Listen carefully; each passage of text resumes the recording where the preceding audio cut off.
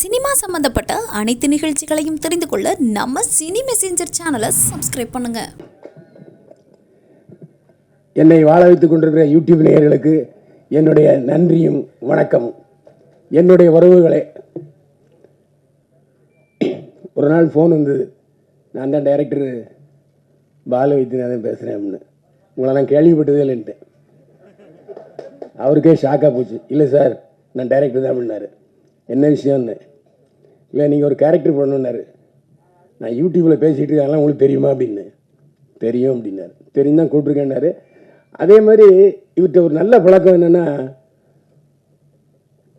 இந்த டயலாக் என்னங்கிறத முதல்ல வாட்ஸ்அப்பில் அனுப்பி விட்டுருவார். அதே மாதிரி சமீபத்தில் 2 டிவி சீரியல் நடித்தேன், அவங்களும் அனுப்பி விட்டுருந்தாங்க.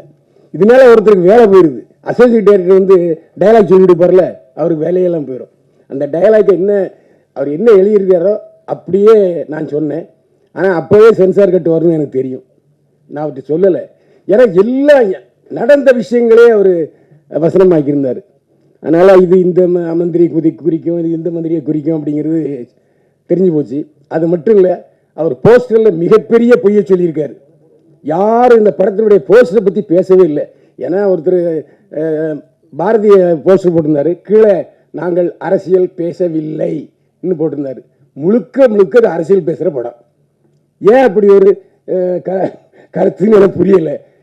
ஏன் நாங்கள் அரசியல் பேசுகிறோம் போடுங்களேன்.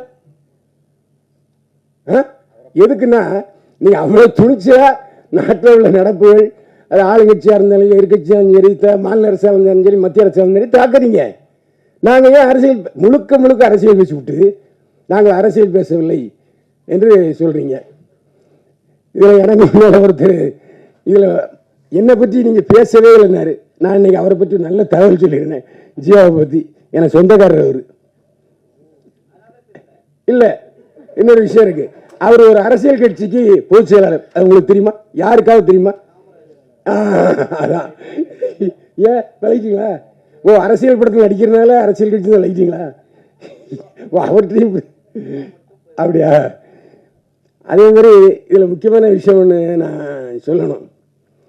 மாநில அரசு கிளிகளையும் கிழிச்சாரு. அவருடைய தலைவரே திமுக சார்புல கூட்டணியில் ஜெயிச்சவர். இந்த பேச்சுக்கள்லாம் முதலமைச்சருக்கு போனால் என்ன ஆகும்? நீங்கள் வாழ்வுரிமை கட்சி தலைவர், திமுக ஆதரவில் ஜெயிச்சவர், நீங்க எப்படி திமுக தப்பா பேசலாம்? நான் இந்த கேள்வி கேட்கிறேன்.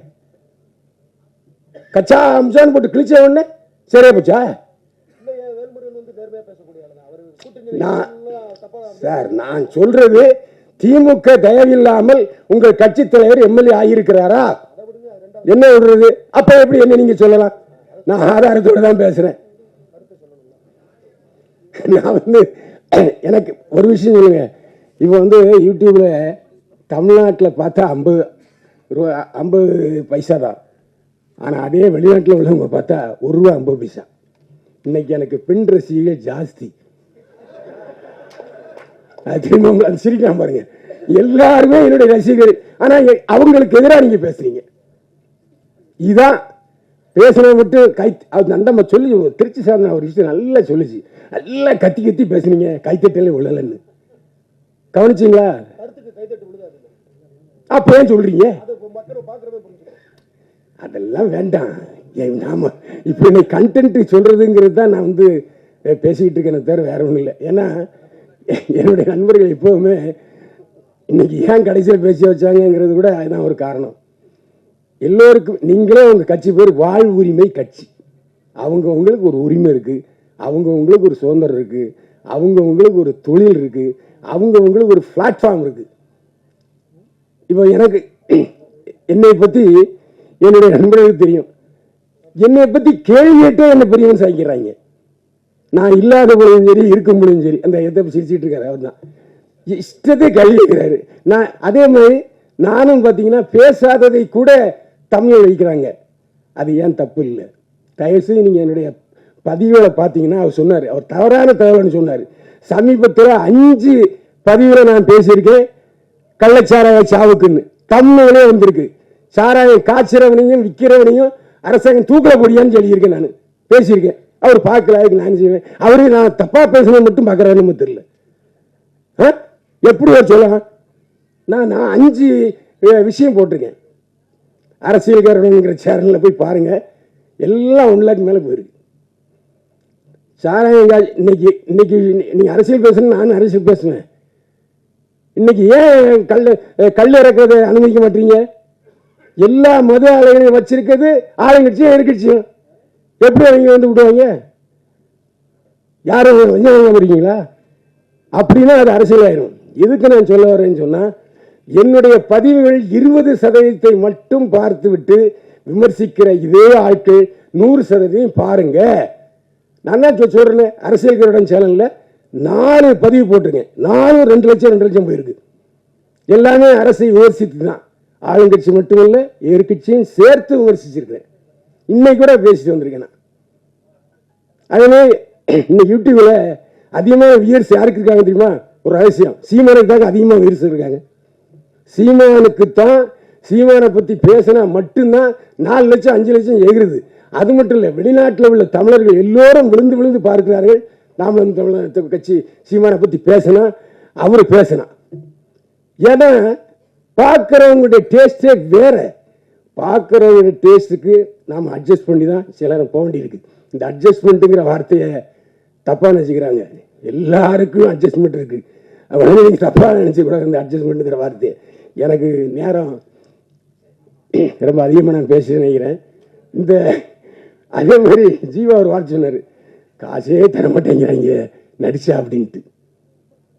யாரை சொல்றாரு எனக்கு தெரியல. விளக்கு இது விதிவிலக்கு பால் வைத்தினான்னு சொல்லணும். அவரு ஜீவானந்த் என்ன சொல்றாரு, விழுந்து கரெக்டா ஷூட்டிங் முடிஞ்சு எல்லாருக்கும் பைசா டான் அடிச்சார். உண்மையில எனக்கும் கொடுத்தார். பேசுன தொகையை கரெக்டா கொடுத்தாரு, எந்த சந்தேகமே இல்லை. நான் ஜீவா மாதிரிலாம் பேச மாட்டேன். என்ன ஏன்னா அவர் பாதிக்கப்பட்டது நல்லா தெரிஞ்சது. ஹீரோன்னு சொல்லி ஏமாத்தி விட்டாருங்கிறாரு அவரு. உண்மை இல்லையா? என்கிட்ட கதையே சொல்லல என்னாரு. எவ்வளவு அழகா ஒரு நடன காட்சி வச்சு விட்டு அதையும் பிடிக்கிட்டார் ஐயா. அருமையா பேசுறீங்க நீங்க. இந்த விழாவில் மிகச்சிறந்த நாதத்தை, அதாவது நீங்க வந்து ஔவையார் மாதிரி இல்லாட்டி தொல்காப்பியர் மாதிரி எழுதிட்டீங்க. நான் உரை சொல்லிட்டேன், அவ்வளோதான் உண்மை. இதுக்கு டைரக்டர் பழி சொல்லுவார்னு நினைக்கிறேன். அது மட்டும் இல்லை, நானும் வச்ச சில விஷயங்களை ஓப்பனாக பேசுகிறேன். ஏன்னா என்னுடைய காரில் தான் நான் போயிருந்தேன். என்னுடைய கார் தான் அந்த அரசியல்வாதி கேரக்டரில் நடித்தது.